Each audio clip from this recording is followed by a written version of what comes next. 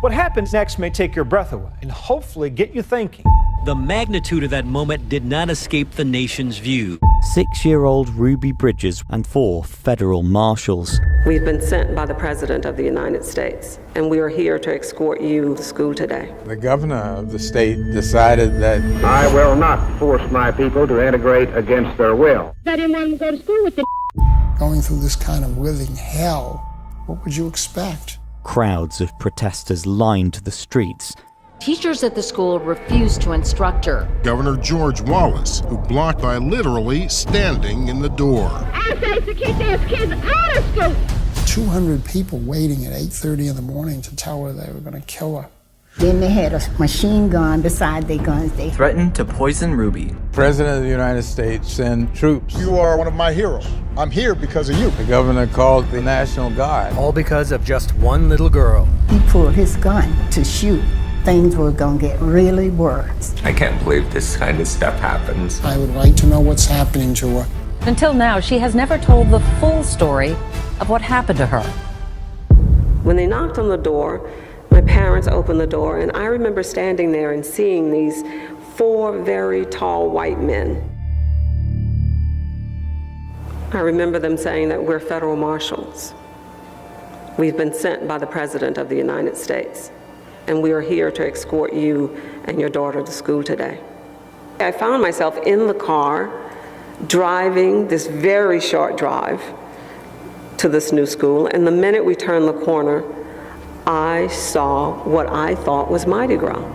There were so many people standing out in the middle of the street, and they were screaming and shouting and throwing things. I draw the line in the dust, and I say segregation now, segregation tomorrow, and segregation forever.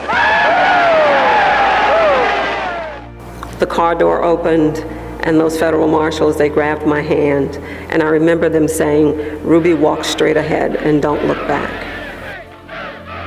I say for the mothers to keep their kids out of school, all together. We're white people. We don't want them to go to school. One of the city policemen, he pulled his gun to shoot, and everybody said they knew probably to kill me. So they said if they killed the mother, the child wouldn't have went. 200 people waiting at 8:30 in the morning to tell her they were going to kill her.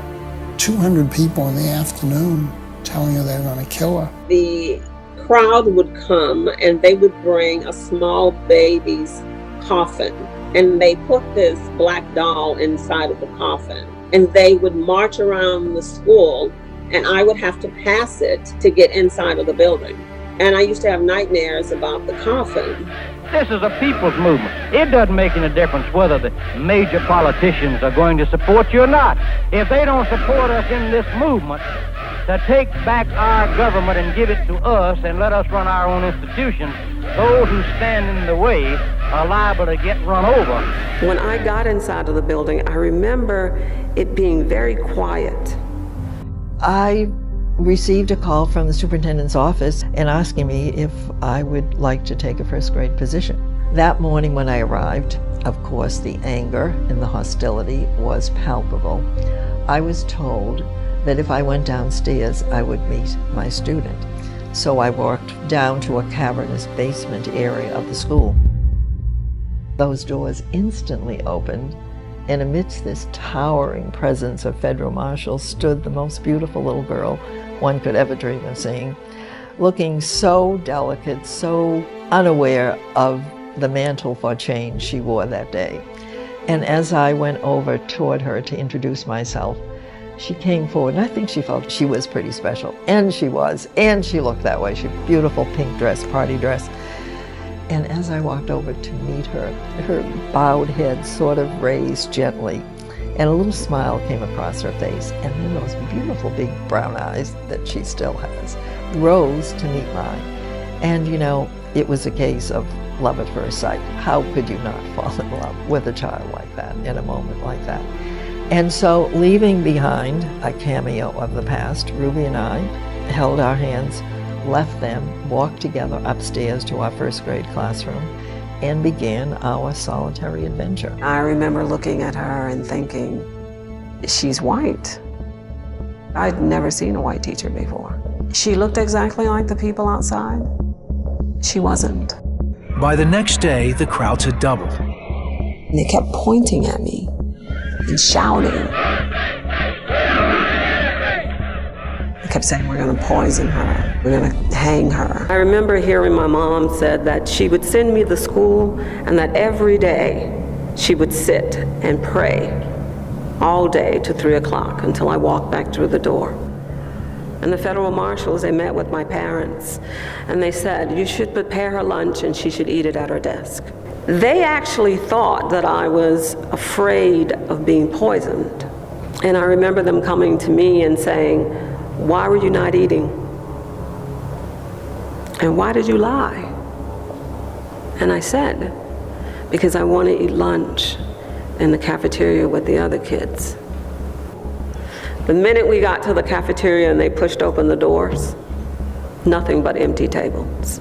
There were no kids. And I remember being so disappointed about that. I just knew they were in the cafeteria. I would go into this coat closet to hang up my coat, and every time I went into the closet, I would hear kids' voices. And I would mention it to my teacher, and she wouldn't say anything. And there were days when I would go back into the closet and I would just stand there just to see if I really heard them. And I did. You see, there were white parents who tried to send their kids to school with me. Those white parents had to cross the same picket line that I did, and they were never protected by federal marshals. As they crossed the picket line, the principal would take the kids and she would hide them so they would never see me, and I would never see them. I went up to the principal and I said, why are they not with Ruby? And she said, well, that teacher won't teach her. And I said, well, I will teach them. And so shortly thereafter, they would come and join us for the afternoon.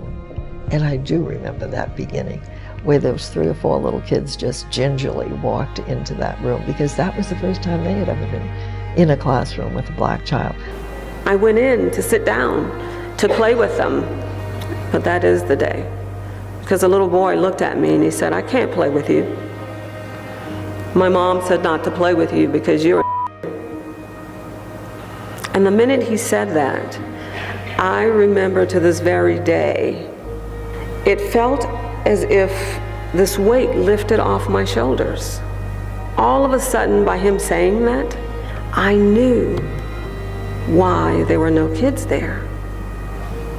And the truth is, even though he hurt my feelings, I was never angry with him. Because in my mind, I thought he was explaining to me why he couldn't play with me. He said, my mom said not to play with you. And I thought to myself, if my mom had said, Ruby, don't play with him. He's Asian. Don't play with him. He's Indian, he's Hispanic, he's white. If my mom had said not to play with him, I would not have played with him. So I wasn't angry with him. I understood. One cannot underestimate the courage of Ruby and the power a child has. I believed it was in the best interest of white and black to be in a segregated school system, but I was wrong. Our children need to know that white folks and black folks, they stood together. Thank God for the teacher that was there. She was my best friend, and she taught me the lesson that Dr. King tried to teach each and every one of us. And that is, we should never judge a person by the color of their skin. I always say that she showed me her heart. We had a grand time together, I think, side by side, just the two of us. I believe that if we are going to get past our racial differences, it's going to come from our kids. But we as adults have to allow them opportunities to come together. I think it's important for kids to dream and be able to believe that they can follow those dreams. I don't think I would be here today if I wasn't dreaming.